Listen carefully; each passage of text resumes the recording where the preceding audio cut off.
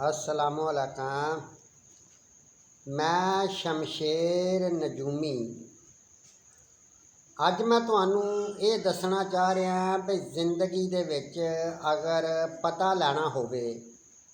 भई जिंदगी दे किहड़े हिस्से दे विच परेशानियां रहणगियां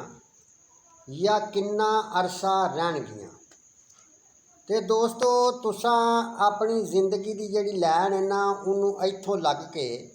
ते इत्थों तक एक धागे दे नाल नाप लेना ते नापण तो बाद उहदे 6 हिस्से इस तरीके दे नाल कर लेने ने और वो 6 हिस्से जिहड़े ने ना हर हिस्सा 10-10 साल नूं शो करेगा।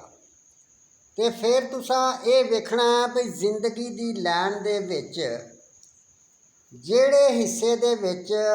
ਬਰੀਕ ਲੈਣ ਹੋਵੇ ਜਾਂ ਲੈਣ ਦੇ ਵਿੱਚ ਇਸ ਤਰੀਕੇ ਦੇ ਨਾਲ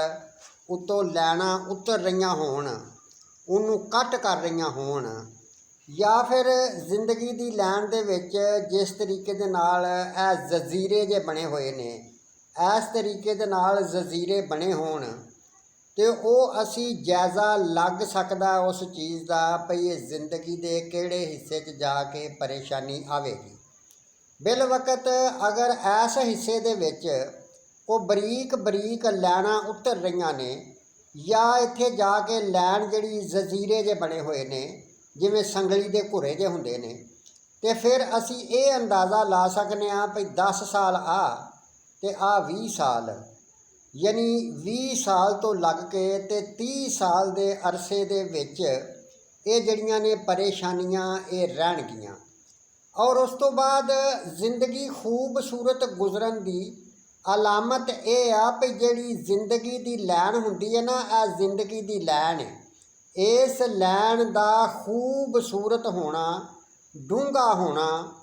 ते अच्छी अलामत है। अगर जिंदगी दी लैन बरीक है या बहुत ज़्यादा हाथ दे विच फैली हुई है तो ये अच्छी अलामत नहीं पाई जाती। दूसरे नंबर के उत्ते असरा भाई अगर 20 साल तो लग के ते 30 साल की उम्र च परेशानियां पाईयां जांदियां ने ते फिर तुसी अपने दूसरे हत्थ नूं भी ऐसे तरीके नाल निशान ला के वेखो। अगर उत्थे जाके भी इत्थे परेशानियां पाईयां जांदियां ने ते फिर समझ लो भी पक्कियां वो परेशानियां रहणगियां। अगर एक हत्थ दे विच है ने ते दूसरे हत्थ विच नहीं है तो फिर इहदा मतलब है भी परेशानियां घट भी सकदियां ने। अगे फिर मसला आ जाता भी अगर जिंदगी की लैन एक जगह तो जाके टुट जाती है, हाकी की शक्ल वांगू बन जाती है, इत्थों बिल वक्त टुट जाती है। अगर दूसरे हत्थ दे विच भी इत्थों लैन जाके टुट जाती है तो फिर समझ लो भी 10-20 और वो बंदा 25 साल की उम्र दे विच जाके ते उहदे नाल कोई हादसा हो जाएगा जिहदे विच उहदी मौत वाकया हो सकती है। अगर एक हत्थ दे विच लैन टुटी होवे ते दूसरे हत्थ दे विच साबित होवे ते फिर इहदा मतलब ये आ भई बंदा उस जिंदगी दे हिस्से विच जाके ते किसी बड़े वड्डे हादसे का शिकार हो जाएगा पर वो वाल वाल उस हादसे तो बच जाएगा।